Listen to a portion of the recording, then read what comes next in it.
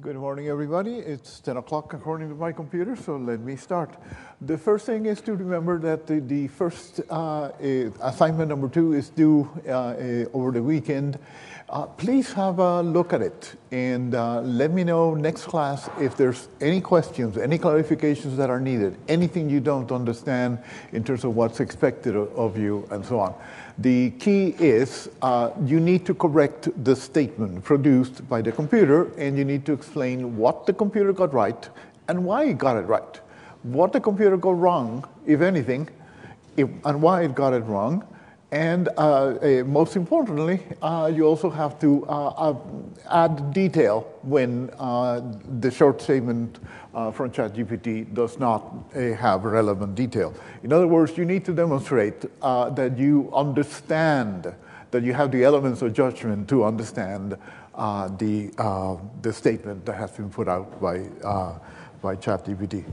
And you need to do all of that in a fairly concise manner and as elegantly and as succinctly as you can. But please have a precise look at it, and let's discuss any questions, anything that isn't clear about the expectations of that question and so on next class.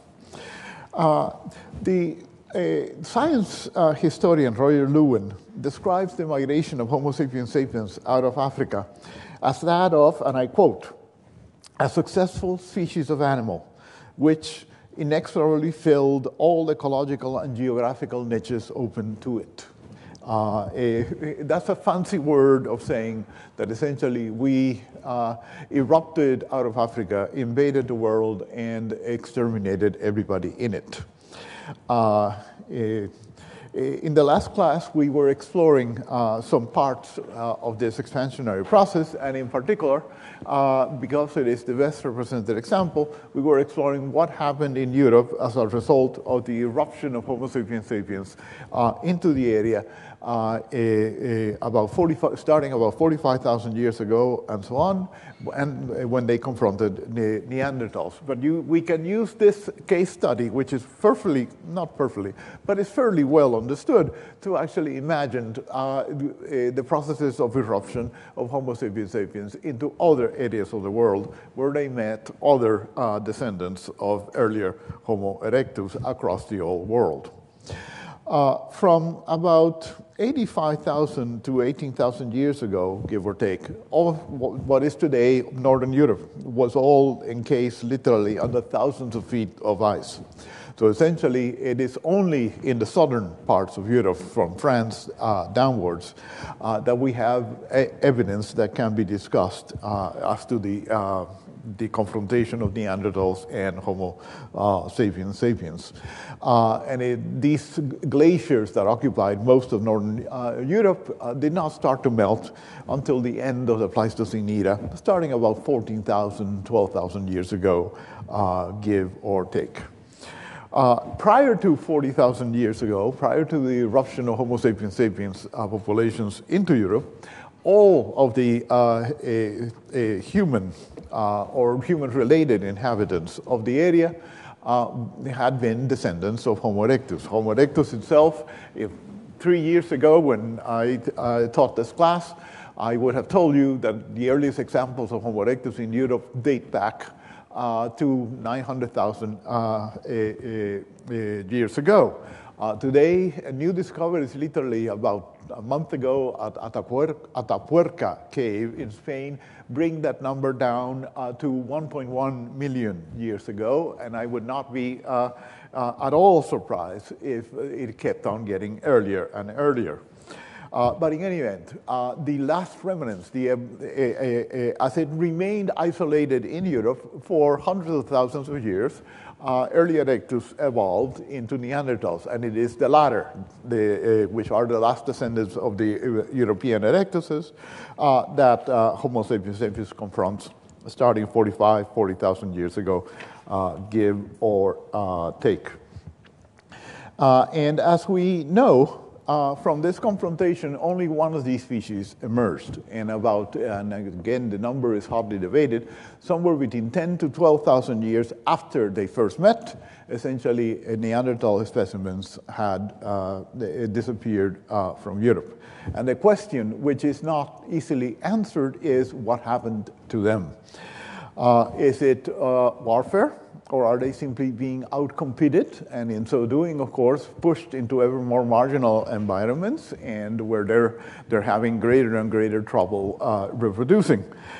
It is difficult to say. We simply do not have enough mortuary evidence from the era to actually look at the issue of warfare. Presumably, warfare can be detected osteologically by warfare results in blunt force trauma, and if you have a big enough sample, you should be able to pick that up. But our sample is simply very small indeed for these very early periods.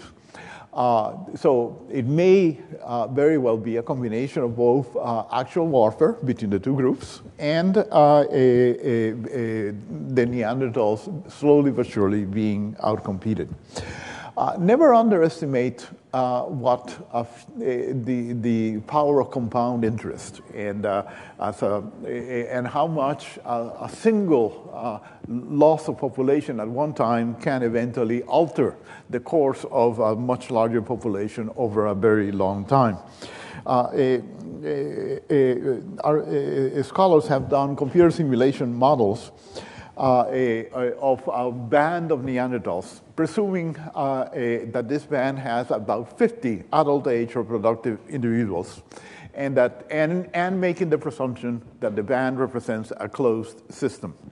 That is, I'll talk about that presumption in a second. And they have essentially calculated that if this band of 50 reproductive age Neanderthals once met with Homo sapiens sapiens, and as a result of warfare lost 4 of their 50 individuals, that single loss would, over 10 generations, result in the extinction of a band of Neanderthals, 300 something in the order of 300 something years later on.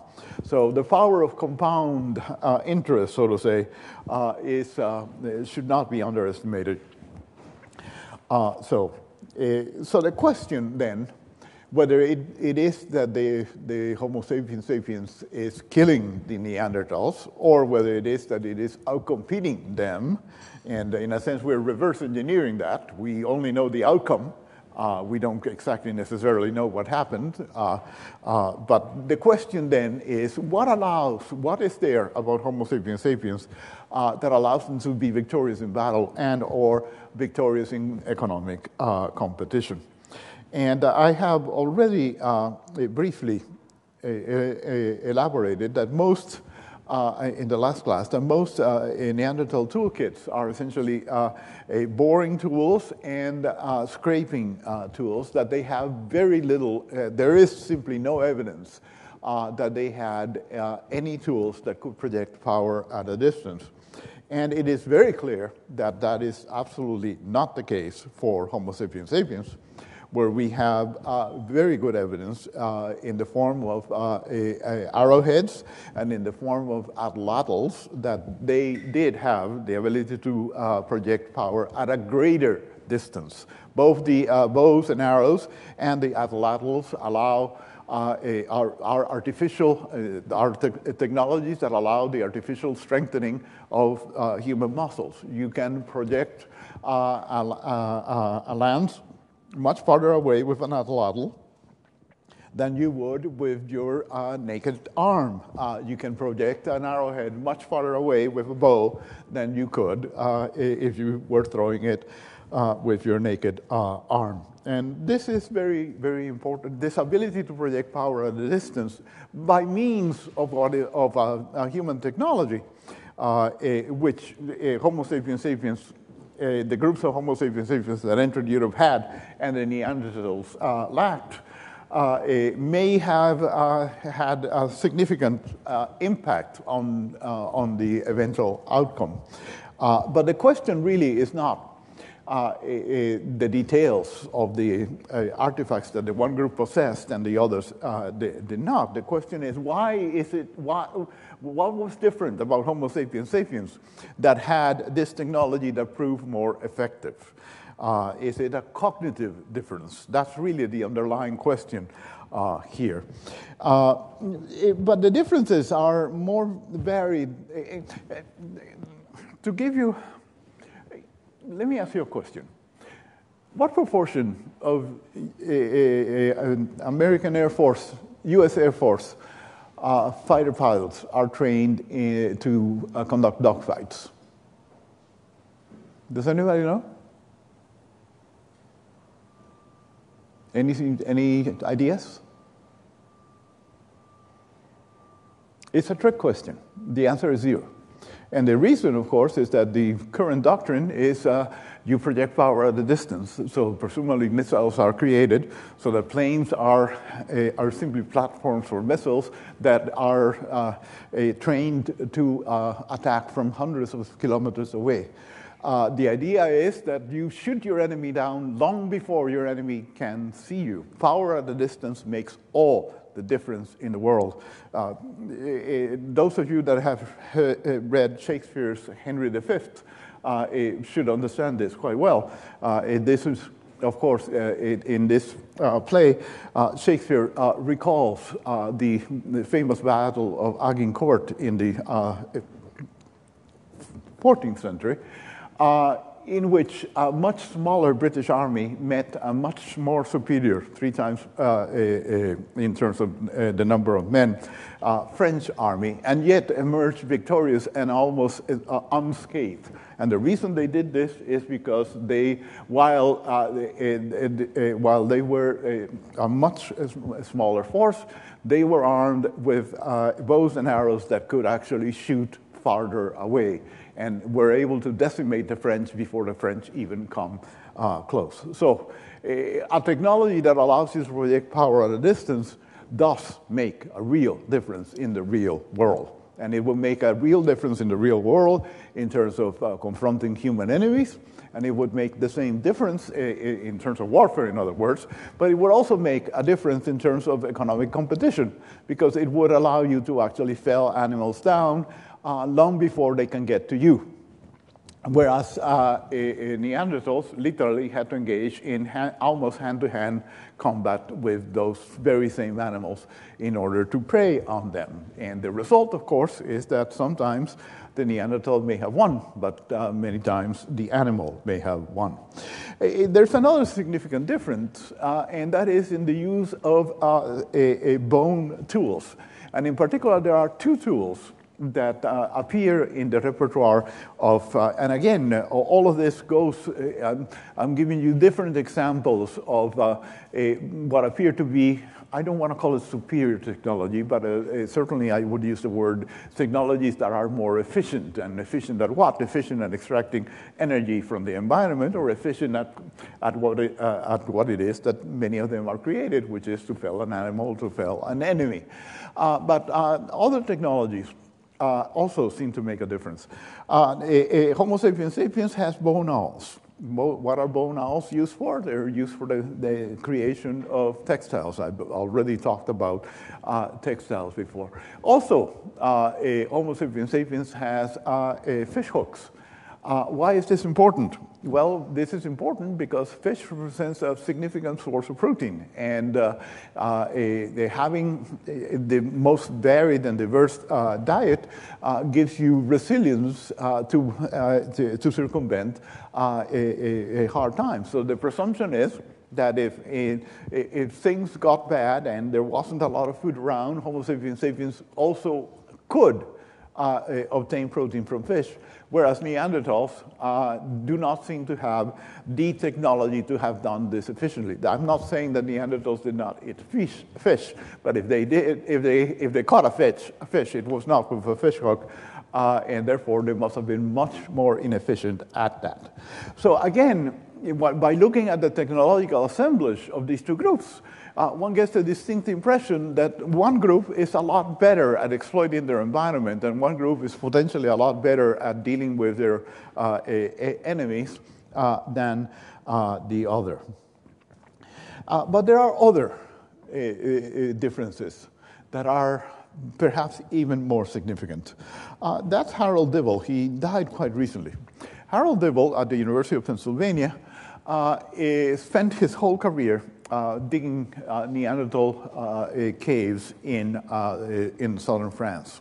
He was recognized as one of the most, the world's best Neanderthal specialists.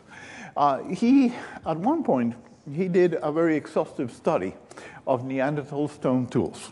And essentially, the stone tools, Neanderthal stone tools are made out of limestone. Limestone outcrops, every limestone, the southern parts of Europe are filled, and the whole Mediterranean basin is filled with limestone outcrops. Each outcrop is, to the naked eye, identical to the next one, but not to a trained chemist. Each limestone outcrop can actually be chemically characterized so that you can take a tool and actually match it to the outcrop from which the rock came. And when Mr. Dibble did this, he actually found that in no case did he find that the outcrops from which the tools were made were further than 15 kilometers away from the site itself. His conclusion is that most Neanderthals lived most of their lives isolated in single valleys and did not venture much outside of them, or at least certainly did not venture outside of them to procure resources to create tools. Compare that to Homo sapiens sapiens. We have evidence that Homo sapiens sapiens in Europe at about the same time is able to maintain networks of contacts that span hundreds of kilometers, if not thousands of kilometers. Perhaps some of the most remarkable evidence attesting to this ability.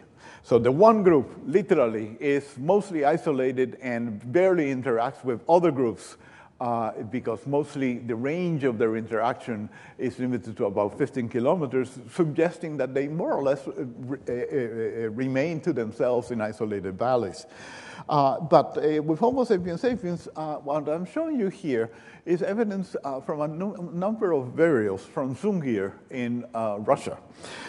These were burials that were found by sheer accident in 1939, the first time that, as part of Operation Barbarossa, the Nazis approached Moscow. The Russians were concerned that Moscow was going to fall, and started building some gigantic berms around the city. A berm is essentially nothing but a gigantic trench. And essentially you dig it in a V-shaped fashion. The idea is that enemy tanks will go in, but the thing is so steep that they will simply get stuck on the bottom and won't be able to actually climb up. In digging these berms, they accidentally came across these burials, which eventually were excavated partly during the war and immediately thereafter. And the Zungir burials consisted of one adult and two adolescent, all males. They were covered, literally covered, in seashells. Thousands upon thousands of seashells adorned their bodies at death. This is remarkable for all sorts of reasons. The fact that these individuals could accumulate so much wealth, they had such rank and prestige and status that rank was marked with thousands upon thousands of seashells. Now, these mollusks tend to live in very limited environments. So if you are able to actually specify the species of a mollusk, you know where it came from. And these are coming out of the Mediterranean Ocean. So here you have thousands upon thousands of seashells that were collected in the Mediterranean Ocean that have made their way over 1,000-something kilometers all the way to the outskirts of Moscow. Now, I'm not suggesting, and nobody is suggesting, that somebody sitting in the outskirts of Moscow is traveling all the way to the Mediterranean, collecting seashells and bringing them back to Moscow. More likely than not, what we have here are networks of interaction in which populations that are near the ocean collect seashells, exchange them down the line with other populations nearby, exchange them for something they want, and those populations in turn exchange a portion of that down the line with another population, and you keep on moving, and you keep on moving, and you keep on moving, and local populations during the course of regular exchange eventually, but forming part of a network of interaction, eventually move these shells from point A, the name of the Mediterranean, all the way from point B, 1,500 or so kilometers away in Moscow. The point is that essentially Homo sapiens sapiens populations are engaged and have networks of interaction that in their overlapping span hundreds, if not thousands, of kilometers away. Compare that, and essentially, and that means that they're interacting with and they are exchanging ideas, they're exchanging seashells, but with the seashells, of course, is a material culture.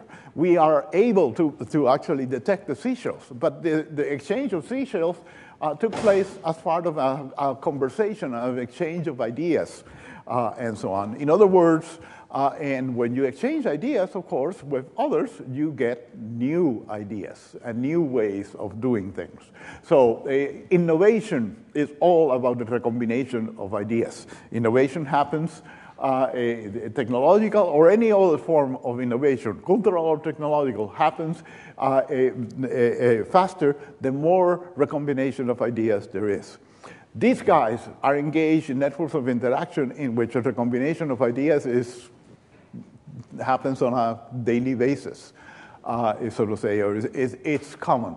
Whereas Neanderthals, on the basis of the Dibble evidence that I suggested to you before, are not engaged in such networks of interaction.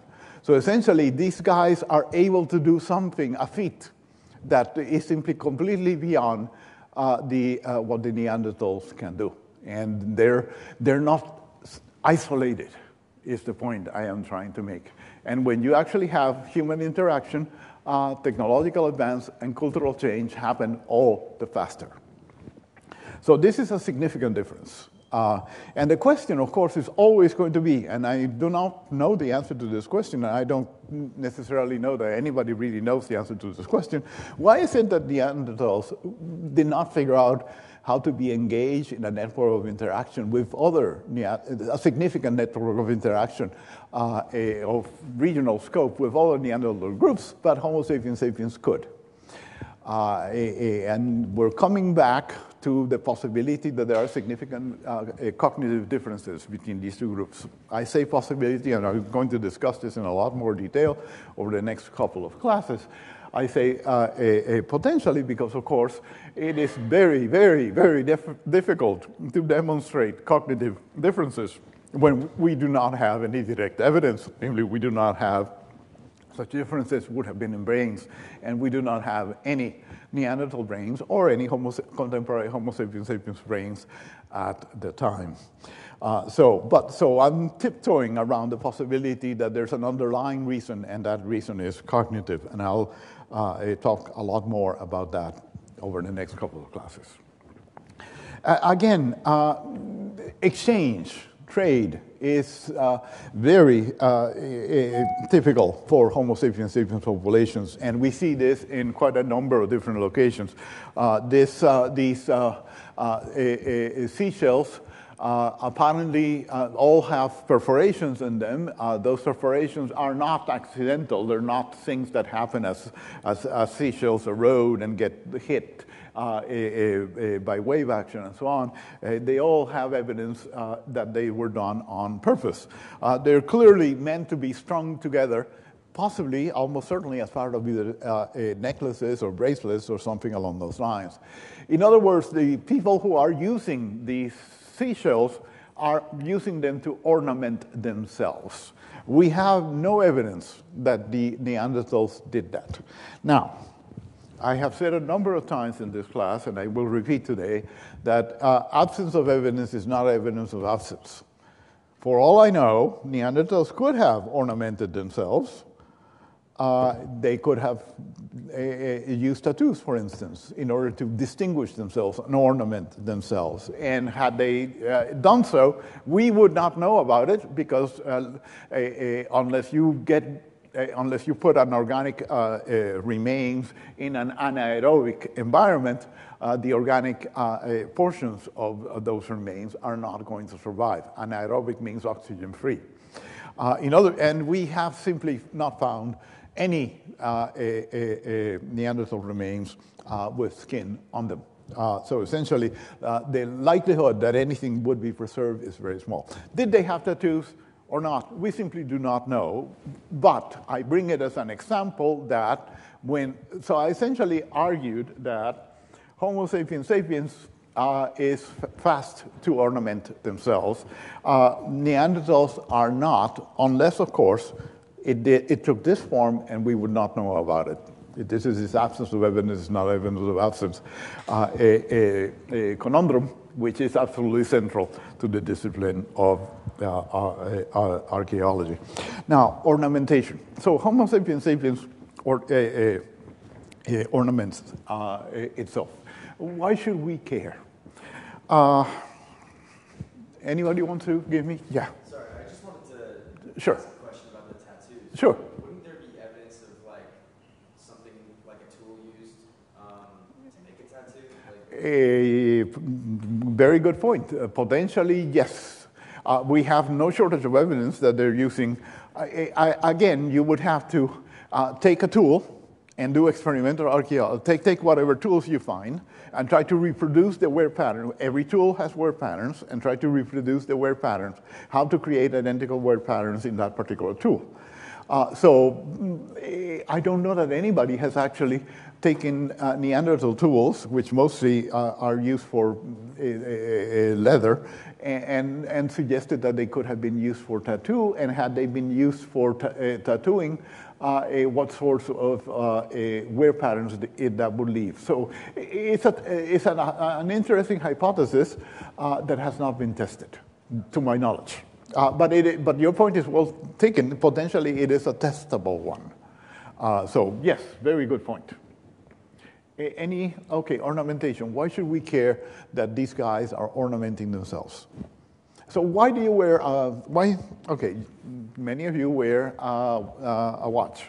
When I used to wear a watch, these days I don't because I just look at my phone.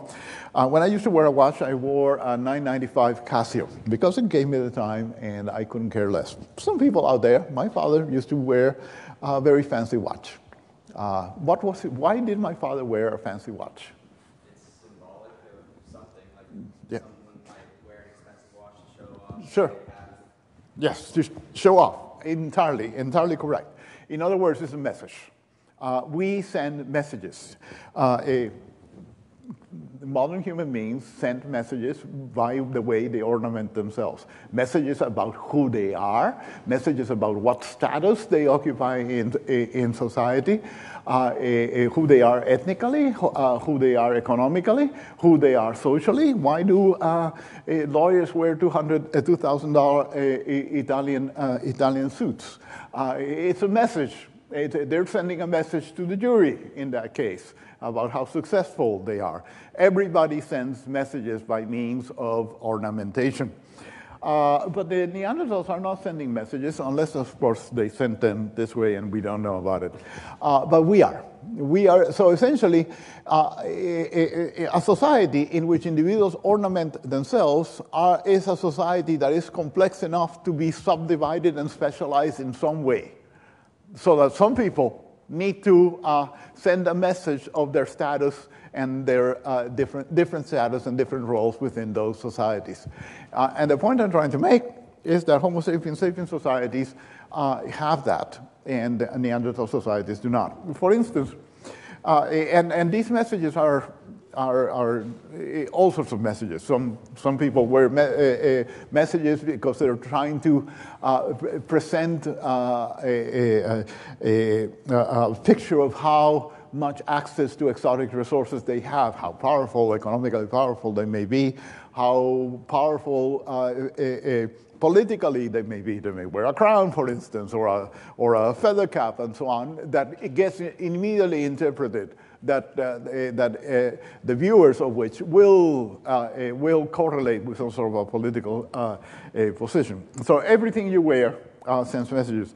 In the village I worked in southeastern Turkey, when you actually, the area I work in southeastern Turkey, there's a number of different ethnic populations in that area. There's Arabs, there's Kurds, and there's Turkomans. How do you differentiate the one from the other? Well, if you look at the men, you will mostly find, we're looking at essentially rural countrysides here. None of what I'm saying applies to the cities, but certainly it applies to fairly isolated villages. If you look at the men, the Turkish men, the Kurdish men, and the Arab men more or less all wear the same clothes in more or less the same colors and more or less the same types of pants and shirts. There's very little differentiation in the men, but all of the differentiation is in the women. The sorts of colors that the women wear. Turkish women will wear very pale colors.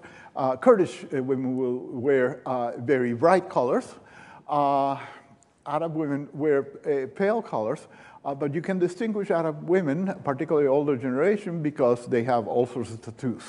The point I am trying to make is that when you come onto a village, the houses themselves in a Turkish village or in a Kurdish village are identical. Mud brick houses, all square. You've seen one, you've seen them all. You could never figure out the ethnicity of their people if you look at their houses. You could never figure out the ethnicity of the people if you look at the males. But immediately, you know, the group marks itself off from other groups by how their women are present themselves to the world. So the point I'm trying to make is that Homo sapiens sapiens already in the upper Paleolithic period is complex enough to have subsets, factions within them, marking themselves off to the world in terms of access to resources, in terms of status, potentially ethnically as well, for all I know. But that would be less clear from the archaeological evidence. Neanderthals, unless they did that by means of tattoos, we simply have no evidence that they did. And that lack of evidence is not conclusive, but it's certainly suggestive, is the point I am trying to make.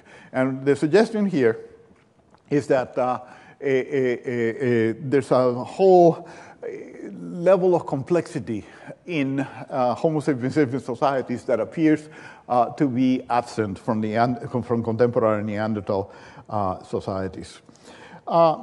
There's all sorts of other differences as well.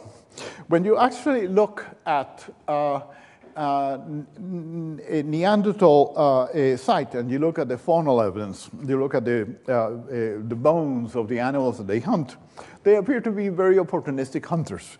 They essentially try to reconstruct a landscape and the environment that existed in the Upper Pleistocene period, try to reconstruct what animals would have been alive at the time, and they seem to be exploiting them all. You could argue that this is, in a sense, a very logical strategy. The more different animals, species of animal that you exploit, the more likely it is that you have a resilient economy, because essentially it is, while some epidemics may affect some animals or some one particular species of animals, it is unlikely that all will be affected, and the more diversified your hunting economy, the more you will have to eat. So in a sense, you could argue that the Neanderthal hunting economy makes perfect sense. With Homo sapiens sapiens, however, you tend to start to find the beginnings of specialization. There are caves in Europe that in which appear to have been occupied by hunters that hunted nothing but a wild horse. They have hundreds of thousands of bones of wild horse. And this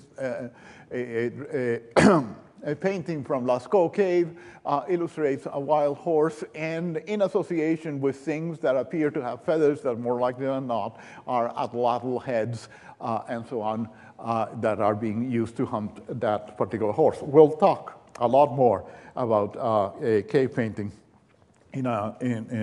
probably in Wednesday's class.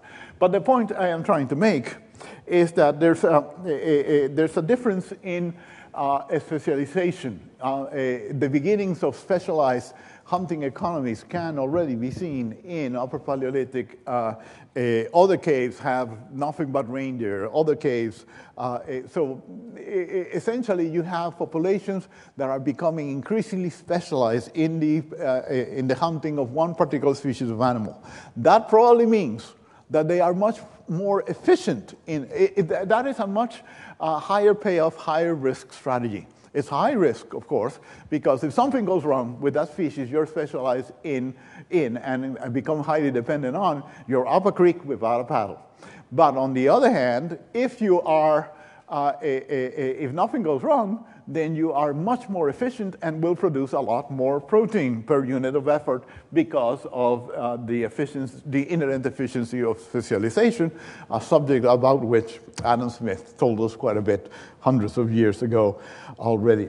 The archaeologist Stephen Mithun, in his book, The Prehistory of Mind, there's a lecture that Mithun gave here at UCSD a number of years ago, which I have assigned you should look at. It's about 15 minutes long, but you should most assuredly look at it because he talks about his attempt to create a cognitive archaeology. So he has looked at this degree of specialization that you see among Homo sapiens sapiens populations in European caves, and essentially argues that in order to specialize, that this has a cognitive component. In order to specialize on the hunting of one particular species, you need to know the behavior of that species from beginning to end, the likelihood that that species will be present, where, the places where it will be present. You have to plan in advance, is the point I am trying to make. That when you actually look, so in this book, The Prehistory of Mind, he suggests that when you actually look at the faunal assemblage of a Neanderthal site, they're just opportunistic hunters. They just go out and kill whatever they see. Whereas Homo sapiens sapiens is planning. If we're looking at a migration of wild horses, they're going to pass through this area. We can meet them over there and cut off their passageway and kill them right there. In other words, it necessitates a deep, thorough knowledge of the behavior of the species that you are hunting and the ability to plan ahead. Which he believes Homo sapiens sapiens have and Neanderthals do not. Questions thus far? Okay. So let me come back to the idea that this difference, that not the main difference, but one of the most important differences that explain why is it that we are here today and Neanderthals are not, has to do with cognitive differences. And this is an old idea from the beginning, from the very first period, for the very first time when Neanderthals were discovered in the middle of the 19th century. They were presumed to be, their lives were presumed to be nasty, brutish, and short. They were presumed to be unlike humans. In other words, somewhat cognitively impaired compared to us. So this is a really old idea. But in a sense, it's an idea that there are cognitive differences between Homo sapiens and Neanderthals. It's been repeated many times. But perhaps these days, the person who articulates the argument the most systematically is Richard Klein, biological anthropologist at Stanford University. And Mr. Klein essentially makes the following argument. And there's an article by Klein in one of your readings. So essentially, Klein suggests the idea that Homo sapiens sapiens was cognitively superior is not new. But what is new to Klein is that he actually proposes a mechanism to explain the alleged superiority. And essentially what he argues is that a mutation took place in the brains of Homo sapiens sapiens about 50,000 years ago that allowed a significant advance in the ability to produce complex syntactical speech. After both sexual and natural selection, this genetic transformation explains the increased cognitive capacities exhibited by Homo sapiens sapiens, and Klein believes that that is exemplified in the art. Another significant difference, of course, between Neanderthals and Homo sapiens sapiens is the production of art. Until about 3 years ago, it was presumed that Homo sapiens sapiens, that Europe, and particularly the Franco-Cantabrian region of southern France and northern Spain, has produced hundreds of painted caves. Until very recently, all of these caves have been associated with Homo sapiens sapiens. A few years ago, a small number of caves were found that the paintings themselves have been dated. Because the paintings are made of organic materials that are amenable to C14 dating. And those datings came up to something in the order of 64,000 plus or minus 3,000 years. This created quite a stir because, of course, at 64,000, there is nobody in Europe other than Neanderthals, and therefore the paintings in these two caves in Spain, Cueva de los Aldares and Cueva de los Aviones, should have been done by Neanderthals. Since then, an article has been published by something in the order of 20-something of the most eminent Paleolithic specialists of Europe, arguing that the radiocarbon dates are essentially incorrect. So, who is correct? The excavator, João Silhao, if I recall correctly, of these caves, assuming that they date to 64,000 years ago, and therefore that they are representative of the Neanderthal ability to produce art, or those who argue that the dates got wrong. There's a third possibility out there, and that is that a group of Homo sapiens sapiens entered Europe at 60,000 years ago and then disappeared. It did not survive, only to be replaced 20,000 years later by more coherent eruptions into Europe. The jury is still out. We simply do not know. What is very clear is that if Neanderthals did paint, the evidence for it is minuscule. The evidence for the ability of Homo sapiens sapiens to produce cave paintings, and the question then becomes, what is the meaning of these cave paintings, and what does the fact that they can produce cave paintings tell us about the cognitive abilities of Homo sapiens sapiens? That is without doubt. As I said, we have well over 200-something painted caves from Europe. I'm showing you examples here from Altamira Cave in northern Spain, which happens to have been the very first cave, painted cave that came to the attention of people. It was found by sheer accident by 3 shepherd boys looking for a lost sheep in 1876, if I recall correctly. I'll spend a lot of more time talking about the Klein argument and his reliance on cave painting for making that argument. But let me read you Klein's own words, taken from his book entitled The Dawn of Human Culture. He said, and I quote, "Some 50,000 years ago, Homo sapiens sapiens, the newest branch of a long and varied tree of evolved apes, suddenly developed a remarkable range of new talents." So, suddenly developed a range of new talents. Suddenly is the key operative word here.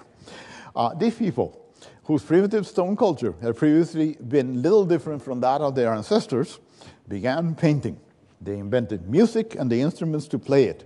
They fashioned jewelry and clothing, creating fishing poles and tackle, as well as bows and arrows, constructed the oldest substantial houses, and buried their dead with ritual and ceremony. This creative explosion, occurring over such a remarkably short period of time, has been called the Big Bang of human culture. So the bottom line here, and it's all implicit in the words he uses, suddenly and so on. So he sees 50,000 years as some sort of a watershed. All sorts of things started to happen at 50,000 years, he tells us. Most importantly, of course, the first one that happened, he tells us, is painting. Then jewelry and clothing, fishing and fishing tackle, ability to project a power at a distance, bows and arrows, substantial houses, and a burial of death with ceremony. And he thinks that all of this happened more or less at about the same time of 50,000. There are all sorts of problems with this statement. To begin with, some of the things that he claims it happened only at 50,000, we have already seen may have happened earlier. As we have seen dead buried with some degree of ceremony already among the Neanderthal.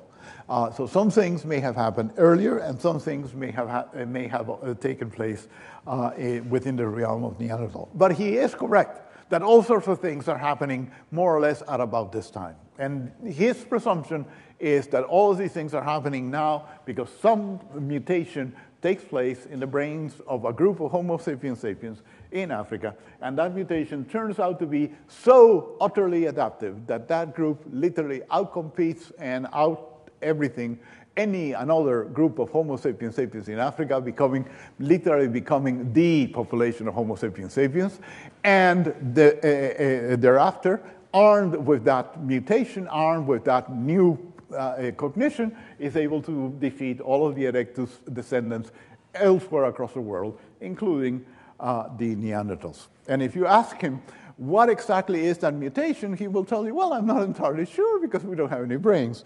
But in the end, he thinks that mutation is the ability to speak. Is a mutation related to a particular gene, the FOXP2 gene, which affects the ability to speak. And he thinks that we were able to speak in sentences that were syntactic and grammatic, and therefore much more complex, much more nuanced, and much more useful to persuade things to engage in collective action than any of the pre-existing hominids had at their disposal. This, as I said, is almost impossible to prove, because in order to prove this, you had to have preserved brains from Homo sapiens sapiens at this point, and of course of the other competing populations. But what he is doing is looking at the archaeological record and saying, when I look at the archaeological record, that sort of specialization that we saw among economic specialization that we saw, the ability to create cave painting, which he thinks is very, very significant because he thinks that these paintings are narrating a story. And if you can narrate a story with images, surely you can do that with complex languages. This is why the paintings are so important for Mr. Klein, because he thinks that the paintings are the material cultural evidence for complex syntactical languages that we had, and he thinks that they did not. It's almost time to end, so let me leave it there, and that's where we will start next class.